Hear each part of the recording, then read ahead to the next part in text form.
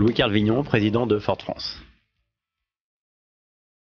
2020 commence avec une confiance extrême de notre côté, parce qu'on a une vraie actualité produit et une vraie actualité en termes de communication nouvelle qui va nous porter durant cette année. Au niveau des commandes, on est en positif par rapport à l'année dernière, grâce, entre autres, à l'apport du nouveau Puma.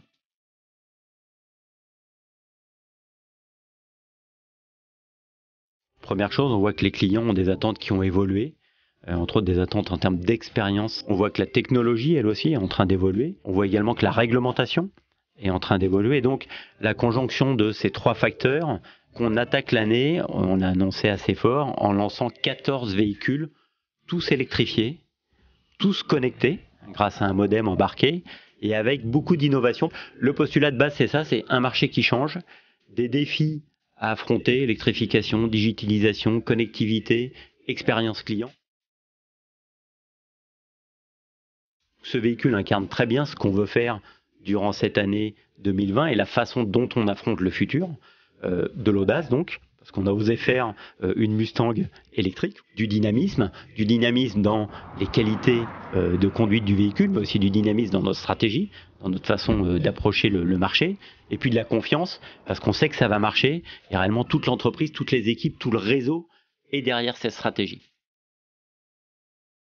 Lorsqu'on l'a présenté donc à Los Angeles le 18 novembre, c'est clair qu'ensuite les réactions étaient très partagées. Il y a 50% des gens qui criaient au génie, même en termes marketing aussi, le fait d'avoir une Mustang tout électrifiée, et puis 50% des gens qui criaient plutôt à l'hérésie. Et en fait, quand on découvre le produit, et moi j'ai eu l'occasion ou la chance de pouvoir discuter avec des clients Mustang V8, eh bien les clients disent oui c'est vrai, esthétiquement, quand on regarde la ligne du véhicule, les feux, le long capot plongeant, les ailes très galbées, les feux arrière avec les 3 barres, mais c'est absolument une Mustang.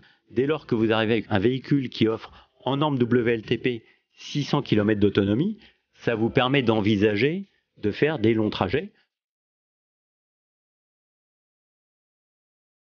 Oui, c'est un point fort chez Ford. Ça reste un axe de croissance. On n'a pas voulu oublier les véhicules utilitaires. Ça, c'était un des credos d'Henry Ford. Il y en avait plusieurs, mais dans ces credos, c'était qu'on se doit de faciliter la vie de nos clients et donc de rendre accessible au plus grand nombre toutes les dernières évolutions technologiques. C'est ce qu'on fait sur les véhicules particuliers, c'est aussi ce qu'on fait sur les véhicules utilitaires. Alors c'est absolument, vous avez tout à fait raison d'insister sur ce point, parce que ça correspond de plus en plus à une demande des entreprises. Ça correspond également à une obligation que l'État fixe aux entreprises de verdir les flottes. Alors cette année on est à 10%, l'année prochaine ça sera 20%, donc on voit que dans le temps ça va évoluer. Et donc nous, le fait d'avoir à la fois une gamme véhicules particuliers et une gamme véhicules utilitaires avec différentes solutions d'hybridation, ça va nous permettre réellement d'adresser tous les besoins d'entreprise.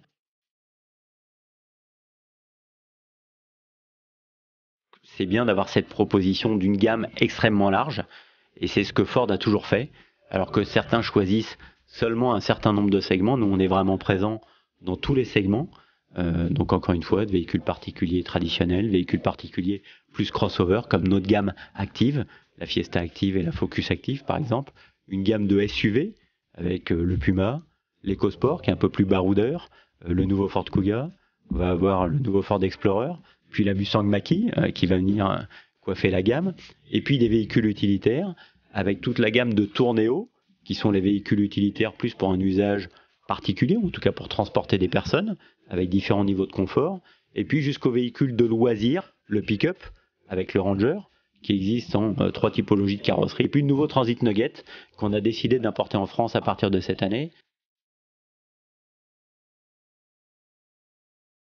On a décidé de continuer notre aventure dans le sport automobile, là aussi sous un jour nouveau, en allant plutôt vers le e-sport, en créant cette écurie, ce team qui est un team international, puisqu'il y en a dans chaque pays, ce team qui s'appelle Fordzilla. Et donc en France, le chef d'équipe chez nous, c'est Donald Renew, qui a été le premier participant de cette équipe Fordzilla, et qui sélectionne ses teammates ou ses coéquipiers donc pour aller gagner le plus de victoires, sachant que pourquoi est-ce que Ford choisit l'e-sport?